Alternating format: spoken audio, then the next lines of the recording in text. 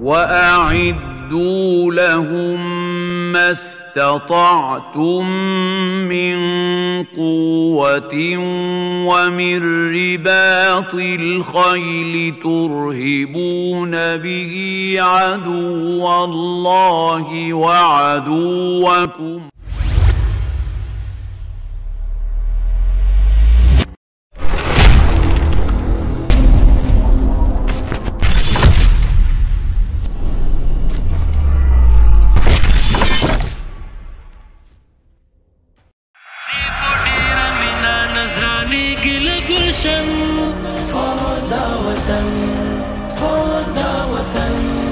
خدیر و زر شوی خ انداخ کوي هر دم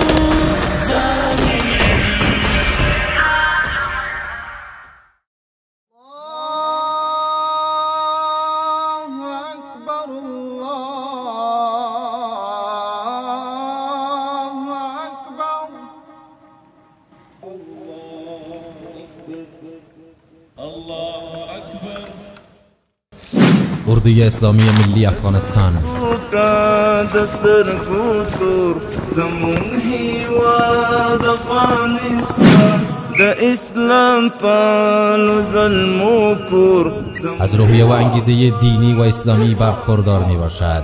د اسلام پالو ظلمو کور زمون هیواد افغانستان. این قهرمانان در هر نوع شرایط در دفاع از وطن و مردم، استقلال، تمامیت ارضی، نوامس ملی و ارزش‌های اسلامی قرار دارند.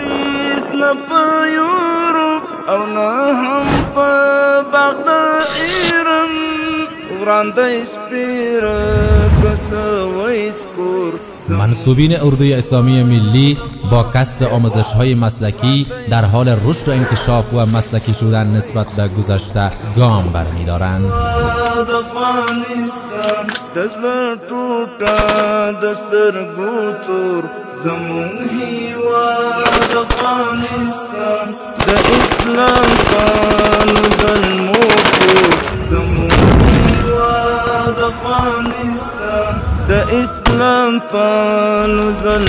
اردوی اسلامی ملی با گام‌های استوار، عزم و اراده قوی در راه دفاع از دین و وطن از هر نوع فداکاری دریغ نمی‌ورزد.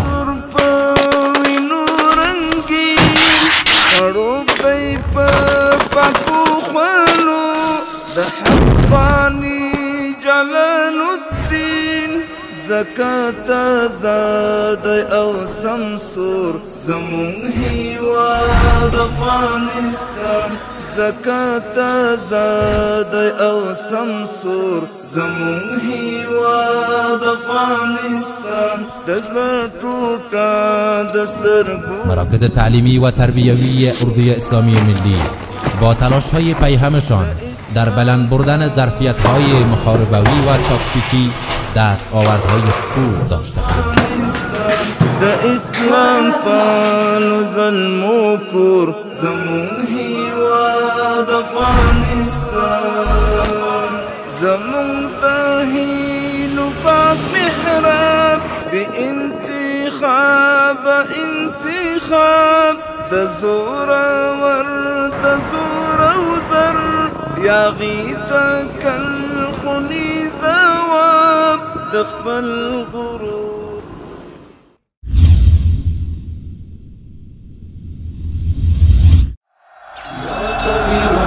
او دن مورال دین بنیاد کرو.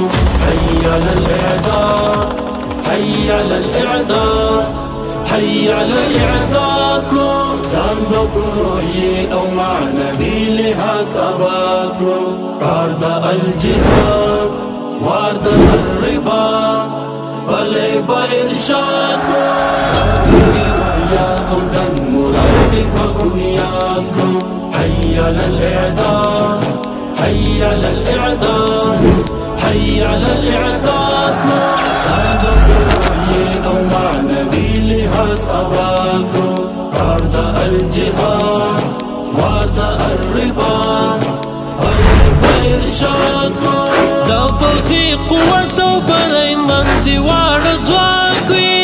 هر زيد الملقري صاحب د لولاک وي سیوری د ځواکونو د هر وخت زمون پر ژواک وي هره مفکوره اشغال د شند د اور خوراک وي ژوند اعدو لکه طارق بن زیاد کړو حي على الاعداد حي على الاعداد حي على الاعداد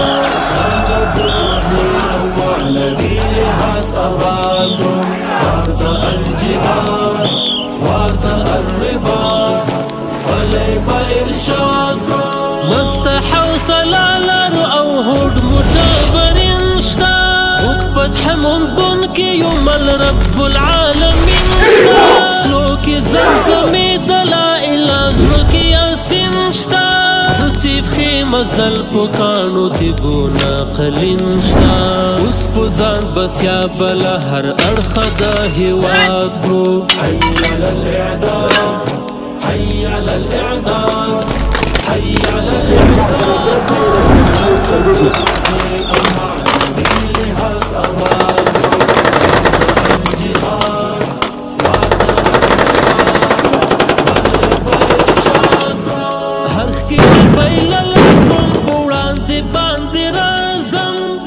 هندو كشال مهبر زم عازم دمومي بدلون نكش مكش محكم مجازم يومي لي والدك وفمنسكي باز شهيد سعيد محترم منصور صاحب چش قرباني ګوري منصور صاحب خپل وینه توی کړه او خپل وجود کباب دا د دې د پاره و چې هغه په دین کې معامله نه کول په افغانیت کې معامله نه کول په استقلال یې معامله نه کول همدا شی چې ونه زغمل سو ګوري مشران مو هم قرباني ورکړي دي کشران مو هم قرباني ورکړي دي بندونه تیر سوي دي زحمتونه ګالل سوي دي د دې ټول شانو په نتیجه کې اوس موږ تاسو دا یو دلته سرلوړي ناست د شهیدانو ارمانونه باید هیر نه کړو او هېرېدل یې دغه دي چې موږ داسې اعمال کوو داسې افعال کوو چې هغه د دې نظام وغیا منافعو ته ضرر رسوي بې نظمي جوړوي بې اطاعتي جوړوي د نظام په مقابل کې چیلنجونه را پیدا کوي ډېر باید متوجه یاست